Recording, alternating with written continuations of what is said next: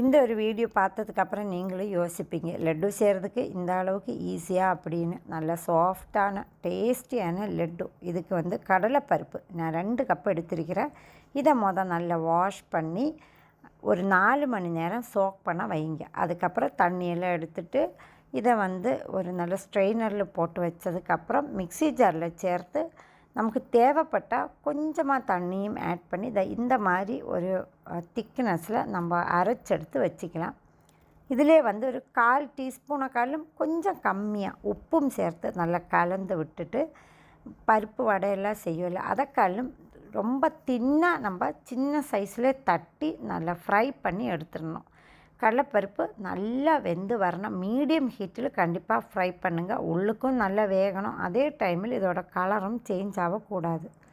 இது எல்லாமே ஃப்ரை பண்ணி எடுத்ததுக்கப்புறம் ஆறிட்டு இதை வந்து சின்ன சின்ன துண்டுகளாக்கி நம்ம ஒரு மிக்ஸி ஜாரில் போட்டு 1-2 தடவை பல்ஸ் பண்ணாலே போதும். நல்ல கோஸ் பவுடராக கிடைக்கும்.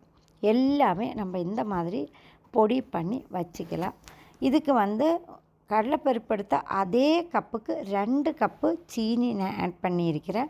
உங்களுக்கு இன்னும் கொஞ்சம் கூட ஸ்வீட் வேணால் 2.5 கப்பு ஆட் பண்ணிக்கலாம். 1 கப்பு தண்ணியும் சேர்த்து நல்லா பாயில் ஆனதுக்கப்புறம் இதுக்கு வந்து கம்பி பதம் வர தேவையில்லை. கொஞ்சம் கையில் ஒட்டிட்டு இருக்கணும். அந்த ஸ்டேஜில் ஏலக்காய் பொடி ஒரு 1/4 டீஸ்பூனு எல்லோ ஃபுட் கலரும் சேர்த்துட்டு நம்ம பொடி பண்ணி வச்சுருக்கிறேன் ஆட் பண்ணி நல்லா கலந்து விட்டுக்குங்க.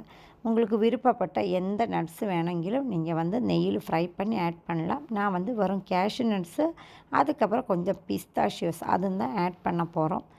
இதில் வந்து கொஞ்சம் கூட ஈரமே இருக்கக்கூடாது. தீ கொஞ்சம் குறைவாக வச்சுட்டு நீங்கள் அந்த தண்ணியெல்லாம் வத்துற வரைக்கும் நல்லா மிக்ஸ் பண்ணிவிட்டு ஒரு பெரிய பரந்த தட்டத்தில் போட்டு கொஞ்சம் கூட நம்ம எக்ஸ்ட்ரா நெய்யும் சேர்த்து கையில் பிடிக்கிற சூடு வரும்போது இந்த மாதிரி உருட்டி எடுத்துக்கலாம். ரொம்பவே ஈஸி. நட்ஸ் வந்து நடுவில் வச்சு டைட் பண்ணி இப்படி உருட்டுங்க. பார்க்குறதுக்கும் அழகாக இருக்கும். சின்ன சின்ன கப்ஸ் எல்லாம் கிடைக்கும் இல்லை பேப்பரில், அதில் வந்து அரேஞ்ச் பண்ணி வச்சுட்டிங்கன்னா நம்மளுக்கு எடுத்து சாப்பிட்றதுக்கும் அதே மாதிரி ஸ்டோர் பண்ணுறதுக்கும் ஈஸியாக இருக்கும். கடலை மாவில் நம்ம பூந்தி எல்லாம் செஞ்சு செய்கிற லட்டுவை காட்டிலும் இது வந்து ரொம்ப ஈஸியும் அதே மாதிரி டேஸ்ட்டும் ரொம்ப நல்லா இருக்கும். கண்டிப்பாக இந்த வீடியோவை பிடிச்சிருந்தீங்கன்னா நீங்களும் செஞ்சு பாருங்கள்.